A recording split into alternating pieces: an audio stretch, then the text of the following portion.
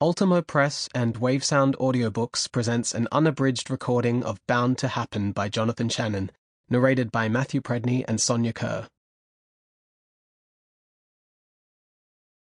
For Elodie, and the moment of 7:21 p.m. on Tuesday, 17 November 2015.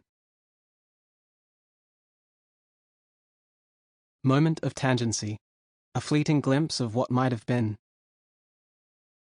You and I have never met many times before. Our paths might have crossed once or twice online, or while passing in the street. We might have spent an hour sitting back to back at the same airport gate, or even exchanged a few words over the phone when I dialed your number by mistake. For all we know, we might have been living in the same neighborhood for decades, but against incredible odds, we just happened to miss each other. It's a big world, after all. Our days must be filled with these chance encounters that for a million tiny reasons never actually happen. Our streets must be teeming with accidental strangers who just happen to miss their cue, who share everything in common, except for time and place. For years, their stories might have been happening in parallel, harmonizing from somewhere across the world, but neither has any idea that the other even exists. If two lines are truly parallel, it means they'll never actually meet. John Koenig, The Dictionary of Obscure Sorrows. Chapter 1. April 2016.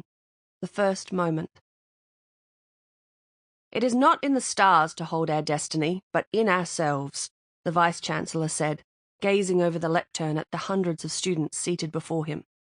Or so Shakespeare would have us believe. There was a polite murmur of laughter.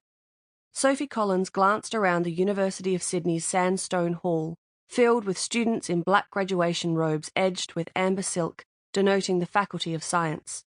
It was not so long ago that I earned a degree from this same institution, sitting right where you are seated.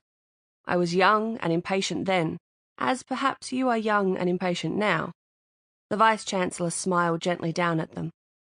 Since that day, the more I've examined the expanse of the skies and conversed in the language we call mathematics, the more I've found myself convinced that the question of destiny is not so straightforward, that perhaps the entirety of the universe cannot be so easily dismissed by a popular misquote from Julius Caesar, Act 1, Scene 2, that perhaps the direction of our lives is the product of something more than our own whims.